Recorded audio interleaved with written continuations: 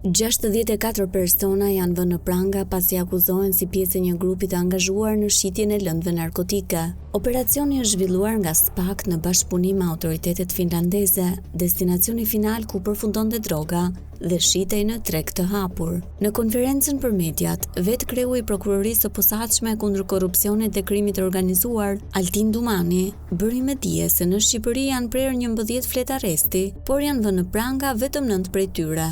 2 të tjerët janë shpallur në kërkim, ndërsa në Finland janë arrestuar 55 persona, mes tyre 10 shqiptar. Ndërkohë që identitetet e tyre nuk dihen, është zbuluar se 2 prej drejtuesve janë me origjinë nga Vlora, ndërsa 2 të tjerët nga Berati dhe Kuçova me banim në Tiranë. Nga Shqipëria ata drejtoheshin dhe koordinoheshin me të gjithë anëtarët e tjerë përmes 3 aplikacioneve: Telegram, Sinjal dhe WhatsApp. Por, për të mos humbur kontaktin me grupin, kokat në mënyrë periodike dërgonin nga Shqipëria përfaqësues të tyre që shkonin në bazat e përcaktuara dhe vëzhgonin shitjen e lëndës narkotike.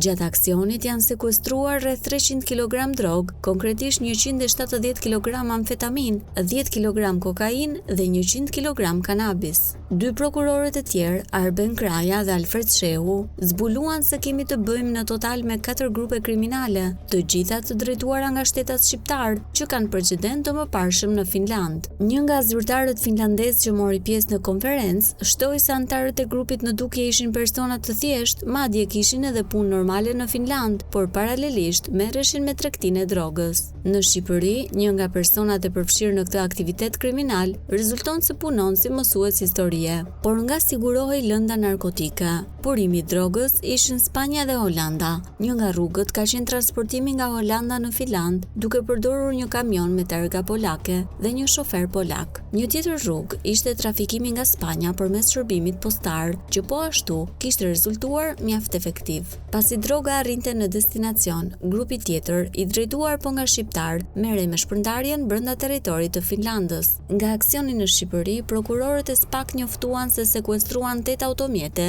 celular dhe dokumente.